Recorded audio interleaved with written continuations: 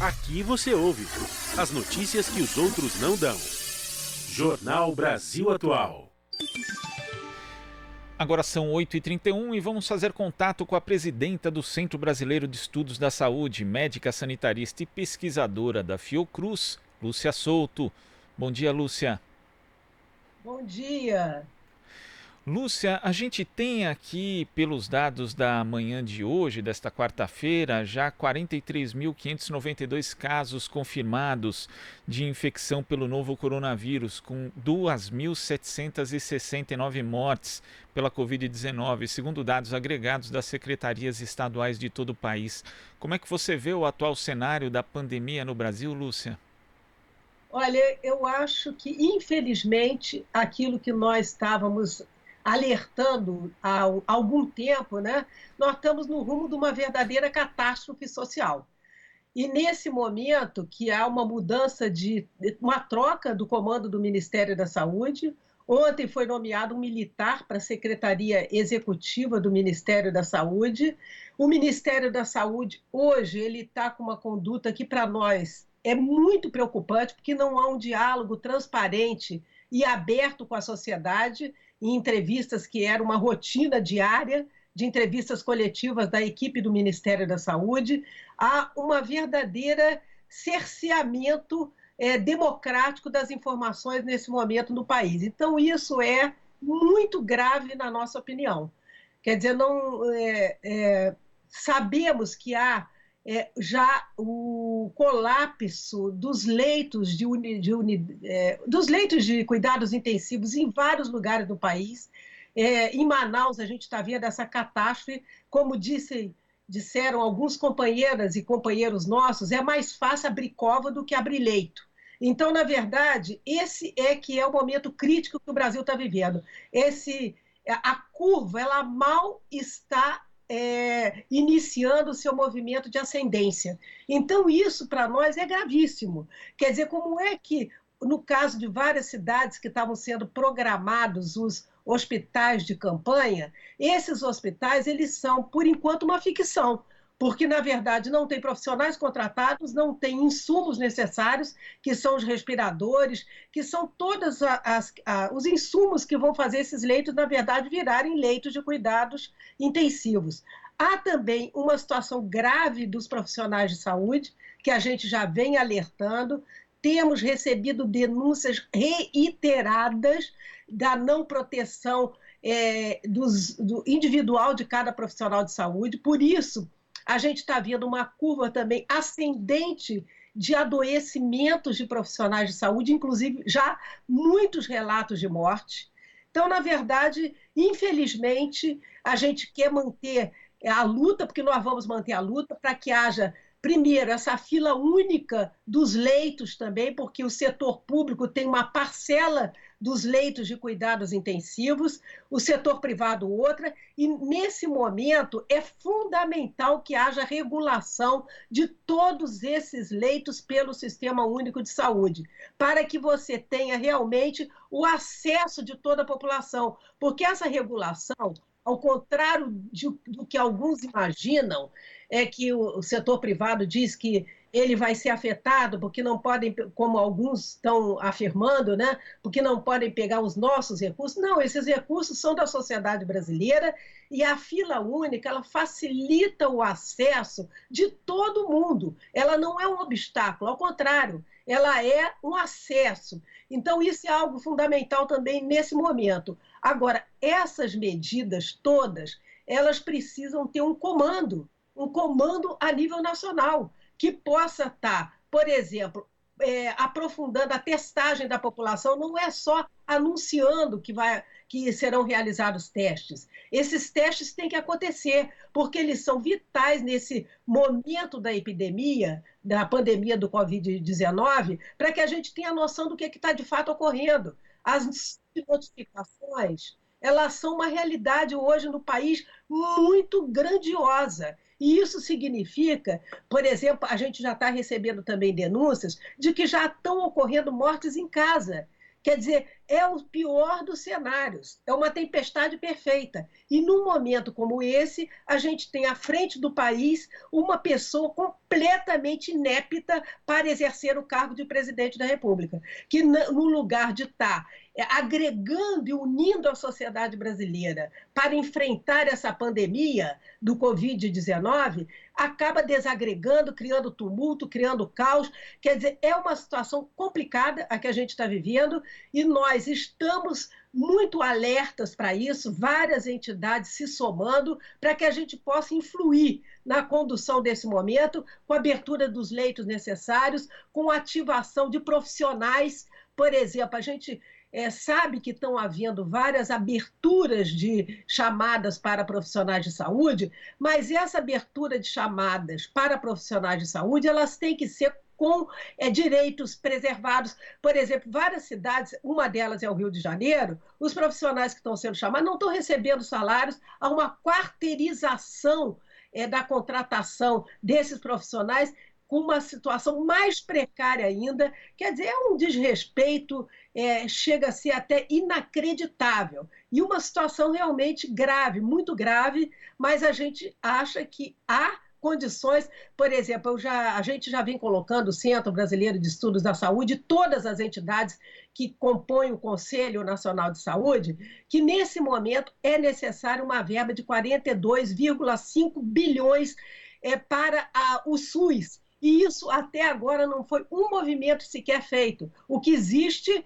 é 13 bilhões, porque nós sabemos que a perda do orçamento do SUS em função da EC 95, da emenda constitucional do teto dos gastos, já foi de 20 bilhões. Então, nós consideramos que teria que haver, pelo menos rapidamente, os 20 bilhões, mas no total 42,5 bilhões imediatamente para ontem, para a área da saúde pública no Brasil. Então, é uma situação crítica e aquilo que nós estávamos atentos e preocupados, que é a gente poder estar se avizinhando de uma verdadeira catástrofe social, pode estar acontecendo.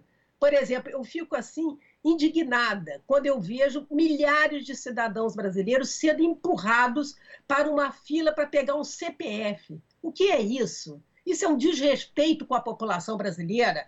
Nós temos condições para estar viabilizando o recebimento da população dessa renda básica de R$ 600 já aprovada, mas o que estamos vendo é o contrário. É uma corrida de obstáculos para que essa população tenha acesso. Então, é uma conjunção de fatores séria. Os governos do Estado até agora também não receberam aquilo que o Congresso estava delineando como uma proposta para recuperar as perdas dos estados e municípios, que, afinal de contas, é quem está segurando a barra nesse momento. Então, são muitas variáveis que estão se somando para que a gente tenha uma situação de alerta, no mínimo de alerta, para o que está vindo por aí.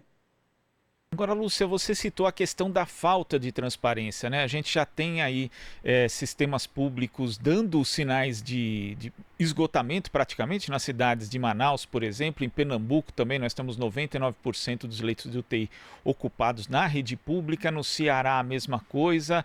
A gente tem no Rio de Janeiro aí um dado que em 4 semanas as internações por conta de síndromes respiratórias agudas foram equivalente a todo o ano de 2019. Então tem essa questão da falta de transparência. Eu queria saber como que isso afeta, na verdade, no comportamento das pessoas mesmo, né? Existe uma falsa sensação de segurança quando as pessoas veem a evolução ali dos dados oficiais e que, no fim das contas, acabam contrastando com aquilo que se vê já no sistema público e também no privado de saúde? Olha, com certeza, essa falta de transparência, ela afeta, entendeu? A sensação falsa das pessoas de que as coisas estão sob controle quando não estão. Agora, por outro lado, eu gostaria de ressaltar o seguinte: a realidade ela é muito contundente. Então, as pessoas, mesmo com esses números que aparentemente mostram um crescimento menor do que a realidade mas na vida real as pessoas estão percebendo isso. A gente tem recebido muitas informações de pessoas que já estão morrendo em casa, Quer dizer, então, esse quadro de síndromes respiratórias agudas, que quadruplicou esse ano com relação ao mesmo período do ano passado, isso tem nome e sobrenome, tem pessoas, tem famílias, tem territórios, tem lugares onde essas pessoas moram. Então, na verdade, as pessoas estão sabendo que a situação está se complicando e, na verdade, o que é digno de nota é a ausência completa de comunicação do governo com a população. Aliás, uma obrigatoriedade, porque essa afronta democrática, digamos assim, ela é inaceitável, porque nós temos o direito de receber essas informações. Não é só dizer que vão ter disponibilizados testes que não foram disponibilizados. Quer dizer, é um tom que a gente está ressaltando muito, até porque, no caso da saúde, do SUS, nós temos uma obrigatoriedade constitucional de uma participação das nossas esferas de controle social em todas as decisões de governo. Por exemplo, o Conselho Nacional de Saúde tem a obrigatoriedade constitucional de estar participando do comando, como uma das entidades representando a sociedade, desse comando de crise. Isso não está ocorrendo e é grave. É grave não estar havendo entrevistas mais do próprio Ministério da Saúde para a população, para esse diálogo franco e aberto. Quer dizer, nós estamos carentes de informação, de atitudes e de um comando efetivo no momento em que mal está começando a se agravar essa catástrofe sanitária que nós estamos vivendo no Brasil. Agora a gente vai à participação de Marilu Cabanhas. Oi, Marilu. Oi, Glauco. Olá, Lúcia. Prazer novamente em falar com você. Lúcia, diante desse cenário, né, catastrófico que se avizinha, como você falou, e você tem alertado isso desde os primeiros dias, eu lembro até que você, de uma forma bastante responsável em relação ao ministro Luiz Henrique Mandetta, falando do cai não cai, veja bem, você teve, colocou aí o pé no chão, vamos tentar ver o que é possível fazer, apesar de todas as críticas, né, em relação ao também ministro da Saúde, o ex-ministro.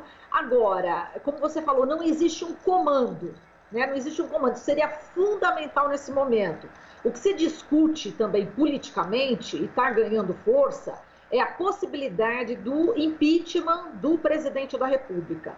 Você, que é especialista na área da saúde, qual que é a sua opinião em relação a esse possível afastamento do presidente? Como é que você está lidando com essa possibilidade, né? Apesar de ainda ser um imbróglio, né? Como a gente falou com o Wagner Romão, agora da Unicamp, está um verdadeiro imbróglio, né? De repente o Rodrigo Maia não vai abrir processo de impeachment. Enfim, qual que é o seu posicionamento nesse momento onde você diz que a curva só está começando?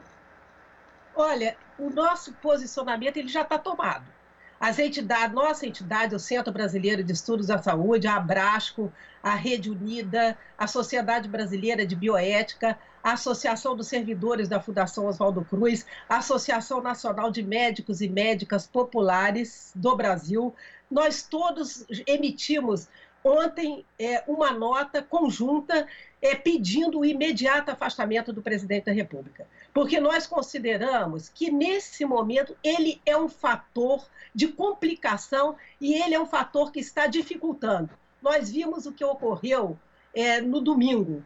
Ele sair às ruas pedindo o ato institucional número 5, apoiando uma manifestação que pedia o ato institucional número 5 e que pedia também um endurecimento, não vou negociar com ninguém. Quer dizer, num momento como esse, é uma tempestade perfeita você ter à frente do país alguém que está afrontando e o tempo inteiro escalando um golpe no país. Então, isso é muito sério, porque nós, em vez de estarmos tendo, a partir da presidência da República, a atitude de agregar a unidade do país para o enfrentamento da Covid-19, nós temos uma pessoa que cria desagregação, que cria conflito, que aposta no caos. Então, isso, na verdade, significa o quê? Significa que este é o maior problema que nós temos nesse momento, para construir um comando único, para construir ações efetivas que são já para ontem. Essas ações emergenciais,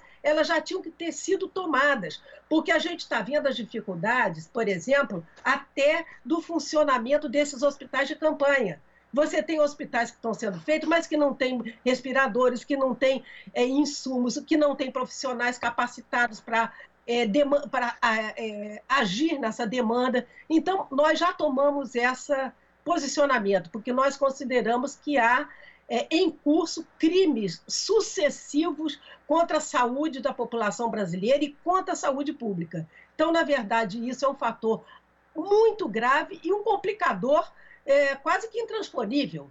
Quer dizer, a cada dia que passa, você vê uma atitude sendo tomada que contraria todas as medidas preconizadas planetariamente, globalmente, pela Organização Mundial da Saúde, pelos órgãos técnicos e científicos. Quer dizer, é uma situação realmente que chegou a ultrapassar todos os limites do que a gente poderia considerar aceitáveis. Quer dizer, já são inúmeros, mas eu acho que a partir de domingo há ultrapassagem de um limite, um ponto de não retorno, digamos assim.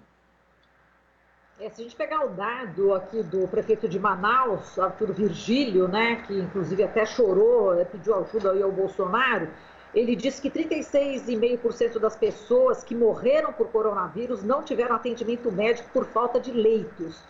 Portanto, esse governo Bolsonaro, ele pode ser acusado e depois, daqui a algum tempo, a gente pode ter inclusive a notícia de que realmente foi um governo genocida, Lúcia?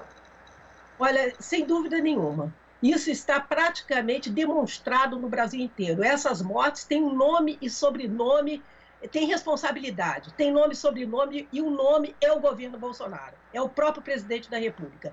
Então, isso é irrefutável. Nós estamos vivendo uma situação que, no lugar de estarmos harmonicamente enfrentando com diálogo entre os estados, o governo federal, os municípios, para melhor se ajudar, nós estamos vendo esse depoimento profundo e verdadeiro do prefeito de Manaus, colocando que 36% das pessoas não tiveram. Isso é muito sério.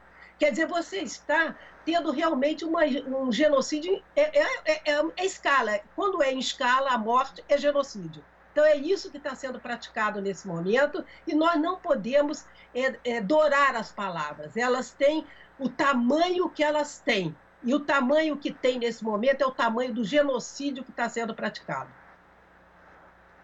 Perfeito. Obrigada, Lúcia. De minha parte, passo para o Glauco agora, viu? Forte abraço para você e parabéns por essa atuação tão firme e forte na medicina. Lúcia, queria agradecer também aqui sua participação no Jornal Brasil Atual e a gente volta a conversar. Obrigado.